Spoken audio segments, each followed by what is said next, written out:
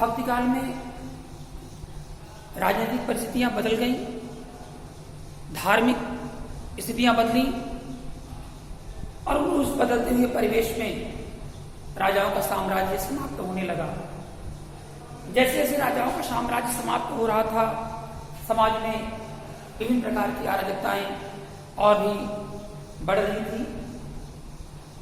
समाज में विसंगतियों को देखते हुए उस काल के मनीषी लोगों ने, मनीषी विद्वानों ने समाज को एक नए सूत्रपात में पिरोने का प्रयास किया। बच्चों, आदिकाल की परिस्थितियों से भिन्न भक्ति काल का उदय, उसी क्रांति इस बात का द्योतक रही कि समाज में लोगों के प्रति जब जब भी विसंगतियां बढ़ती हैं, जात पात, धर्म, बहुविवाह प्रथा, अनेक प्रकार की स्थितियों को देखते हुए तत्कालीन हमारे विद्वानों ने, मनीषियों ने एक नई क्रांति लाकर खड़ी कर दी और उदय होता है भक्ति काल का, जिसे हम पूर्व मध्य काल भी कहते हैं। इसकी जो कालावधि है, समय सीमा है, वो सन 1343 से 1643 तक मानी जाती है। क्योंकि भक्ति काल को कई शाखाओं के माध्यम से, भक्ति काल में कई धाराएं निरंतर प्रवाहित हुई और उन निरंतर प्रवाहित होती धाराओं में एक तरफ सगुणोपासना पर बल दिया तो दूसरी तरफ निर्गुण काव्य धारा को लोगों ने उसे भी प्रवाहित किया। सगुण काव्य धारा में और निर्गुण काव्य धारा में अंतर केवल विचारों का था। गुरु की महानता, ईश्वर का नाम गुणगान, और चूंकि इस सबका श्रेय अगर माना जाता है तो भक्ति काल में जो उदय होता है वह शंकराचार्य द्वारा अद्वैतवाद के माध्यम से उन्होंने प्रवर्तन किया और इस काव्य धारा को, भक्ति काल को और भी सुदृढ़ किया। इसी में हम आपको बताना चाहेंगे कि रामानुजाचार्य द्वारा विशिष्ट अद्वैतवाद भी आगे बढ़ाया गया और इन धर्मगुरुओं ने विभिन्न प्रकार के वादों के माध्यम से, विभिन्न प्रकार की धाराओं के माध्यम से इस भक्ति काल को, भक्ति काव्य धारा को और भी संबल प्रदान किया। बच्चों, सगुण काव्य धारा में भी दो शाखाएं हो गई, एक रामाश्रयी, राम को मानने वाले हुए, दूसरे कृष्णाश्रयी, कृष्ण को मानने वाले हुए।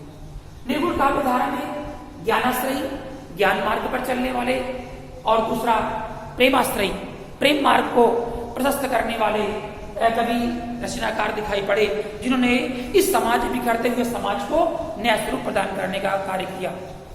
बाह्य आडंबरों से मुक्त, रीति रिवाजों से, जाति पात के भेदभावों से विमुक्त होकर के समाज को एक नई दिशा की ओर प्रवाहित किया जाए, ये कार्य यहाँ इन संतों और मनीषियों के द्वारा हमें दृष्टिगत होता है। बच्चों, इस रामाश्रय काव्य धारा को आगे बढ़ाने में हमारे गोस्वामी तुलसीदास का नाम सर्वप्रथम आता है। इन्होंने रामचरितमानस के माध्यम से, जो उनका महाकाव्य है, जैसा कि हम लोग जानते हैं, ये अवधि में लिखा गया है। इस समय दोहा, सोरठा, चौपाई, अन्य छंदों के माध्यम से यह रचनाएं की गई। फिर इसमें नाभादास का भी योगदान श्रेष्ठ रहा। कृष्ण काव्य धारा की बात करते हैं तो सूरदास जी प्रमुख रूप से रहे, क्योंकि सूरदास ने यहाँ पर ध्यान देने का विषय होता है कि इसके प्रवर्तक रहे वह रहे वल्लभाचार्य जी। वल्लभाचार्य जी ने एक ऐसे शिष्यों की संरचना की, ऐसे शिष्यों का गठन किया जो समाज में आगे बढ़ सके। तो सूरदास जी ने, नंददास जी ने, सूरदास का जो महाकाव्य आप जानते हैं, सूरसागर के नाम से जाना जाता है, और इसमें इन्होंने अष्टछाप की